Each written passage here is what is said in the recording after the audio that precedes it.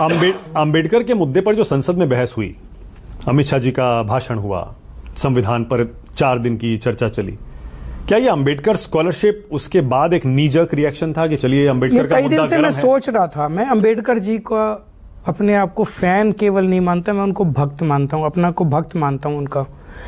उनकी जिंदगी आप उठा के देखिए। मानक जी एक छोटे से गांव में बेहद गरीब परिवार में पैदा हुए। इतनी छुआछूत होती थी उन दिनों में। जब वो स्कूल जाते थे, अपना टाट लेके जाते थे, वो बोरी लेके जाते थे, उनको क्लास के बाहर बिठा दिया जाता था। तो अंदर जो टीचर बाकी बच्चों को पढ़ा रहा था, वो उनके कानों में आवाज़ आती थी, उसी को सुन सुन के वो आगे पढ़े।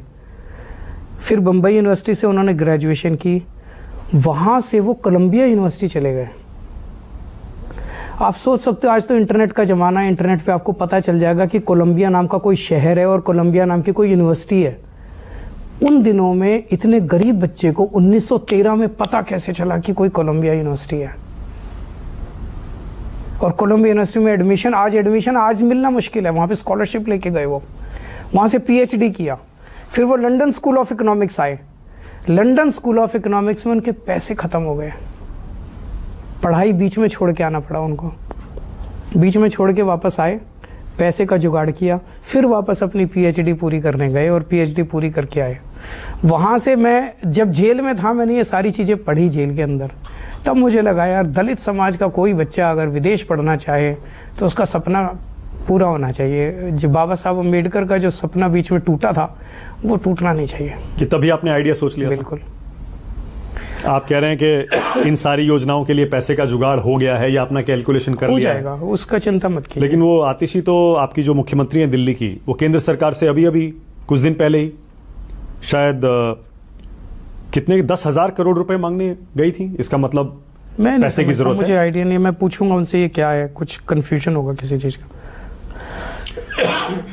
ओके अरविंद जी, आम आदमी पार्टी के ऑफिशियल ट्विटर हैंडल से हाल में एक तस्वीर पोस्ट की गई जिसमें आप और आपकी पूरी टीम दिखाई दे रही है और हर एक की तस्वीर के ऊपर उसका एजुकेशन क्वालिफिकेशन लिखा हुआ है। बड़ी वायरल हुई थी, उसमें बहुत चर्चा हुई थी। क्या मकसद था इसका, क्या दिखाना चाहते थे आप? हमारे पास एक टीम है, एक पढ़े लिखे लोगों की टीम है। आम आदमी पार्टी का लीडर पढ़ा लिखा है, बहुत पढ़ा लिखा है। हमारी टीम पढ़ी लिखी है। हमारे पास विजन है, हमारे पास प्लान है और हमारे पास नीयत है, हमारे पास नैरेटिव है। उनके पास ना नेता है, ना उनके पास टीम है, ना उनके पास नैरेटिव है, ना उनके पास प्लानिंग है, ना उनके पास विजन है। उनके पास केवल गाली गलौज है, गालियाँ हैं। क्या आपका पॉइंट ये था कि पढ़ाई लिखाई बहुत ज़रूरी होती है? ज़रूरी है, बिल्कुल ज़रूरी है। नेता के लिए आज के दौर में नेता के लिए पढ़ा लिखा होना बहुत ज़रूरी है, क्योंकि गवर्नेंस बहुत कॉम्प्लेक्स हो गई है। अरविंद जी, मुझे बहुत मजा आया आपके साथ चाय वाला इंटरव्यू करने में। Thank you for being such a sport. मुझे भी अच्छा लगा। Thank you so much. Thank you Arvind. Thank you so much.